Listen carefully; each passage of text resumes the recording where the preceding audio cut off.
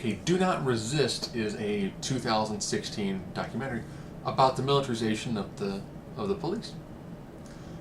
Ironically, this one is very, very, very short on facts, and allows much more of the emotional side of it. So you get a lot of Black Lives Matter. You get a lot of the hands up, don't shoot. You get a lot of the here's how the police handled it. They handled it poorly.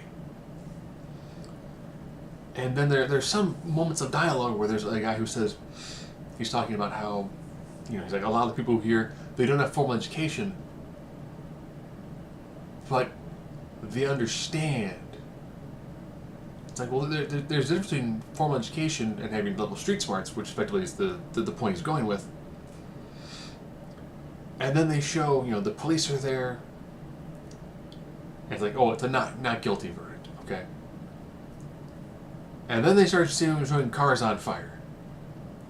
And it's like, well, would the cars have gone on fire in the riots? Would the loot have happened without police presence? Happened while they were there.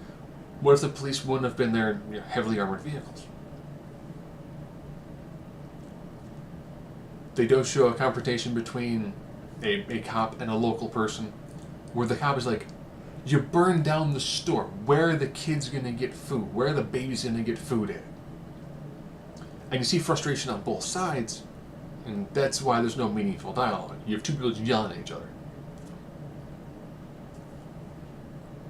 They do go into, here's the cost of all of these massive military vehicles. Not offensive, because they don't have giant guns.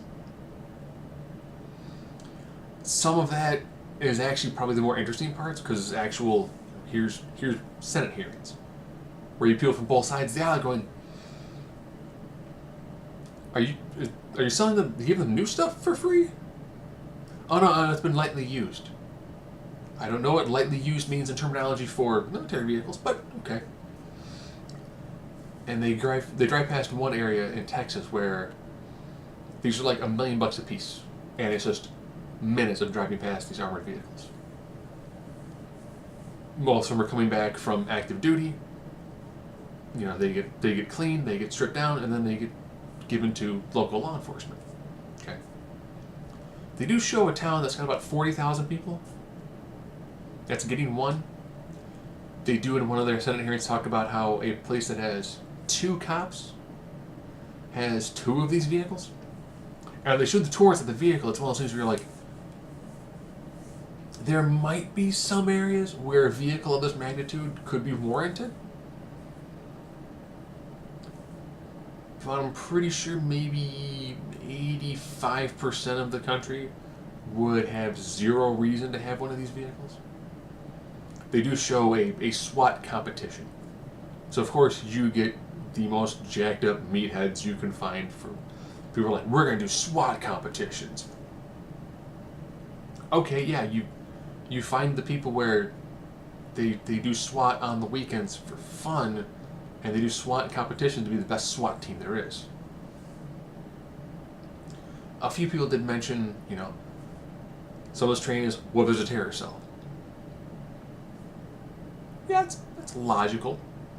What if, because one of them he's like, I've been trained with WMD. What to do if this sort of thing happens? If there's bomb threats. What if you do if it's this? What if you do if it's that? So from that standpoint, yeah. I can understand police being militarized in areas where there's a very, very high likelihood of there being a terrorist attack. Yes, makes sense. Number of towns that's probably applicable to, very small. Overall likelihood, again, probably very small. There's a mathematical equation where you look at how severe something is and the likelihood of it happening, and it kind of gives you the outcome. They do show a couple of SWAT raids that do not turn out well. It's like, aha, we've got reports, there's a bunch of guns here, there's a bunch of drugs here, and they assault the house with like a small army, and it's like, what'd you find? Yeah, really nothing. Oh. Did you have to start with a SWAT team? I mean, could you have instead sent a couple of not heavily armored cops Because the place they showed, and they did mention one thing, yeah, we've been there a couple of times. If you've been there a couple of times, you're like, yeah, he's got kids. Maybe you don't. Maybe you start out with the lower presence. Maybe you mentioned, yeah, we're in places, you can see where we've, rammed these doors several times. I'm pretty sure if it's someone's house you broke into several times,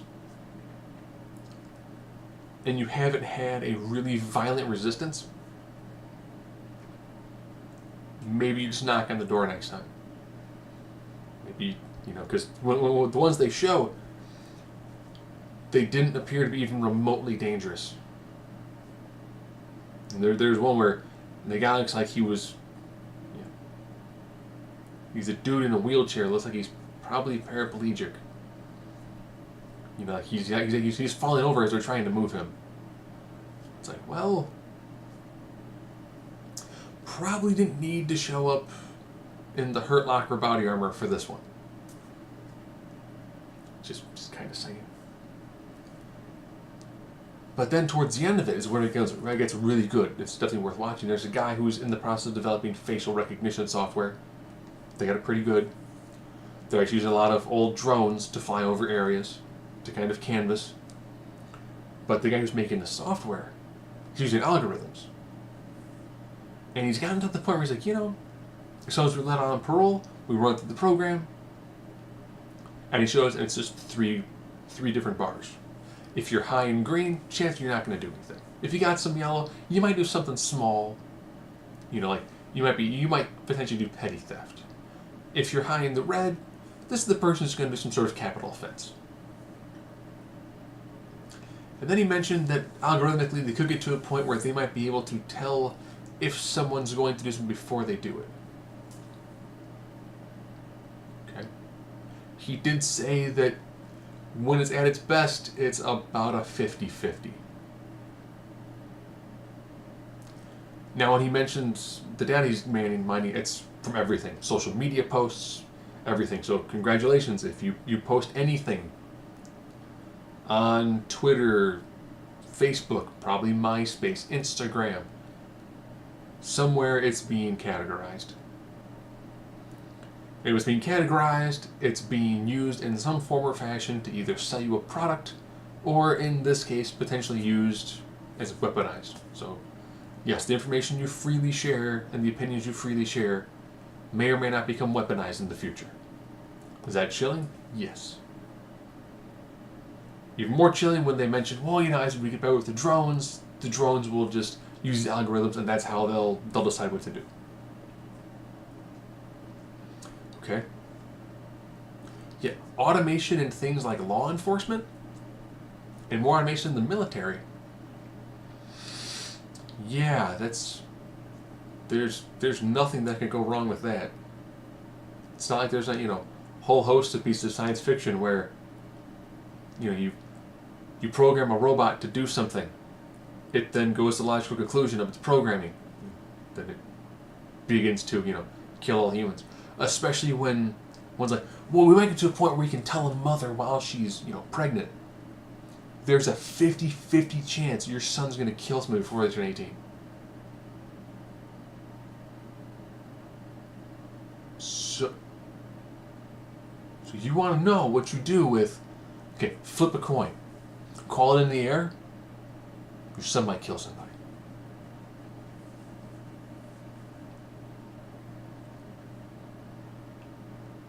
Okay, so you're developing a software for the sake of having a software and you don't quite understand what it is you're going to do with it long term or the implications of it long term. Okay.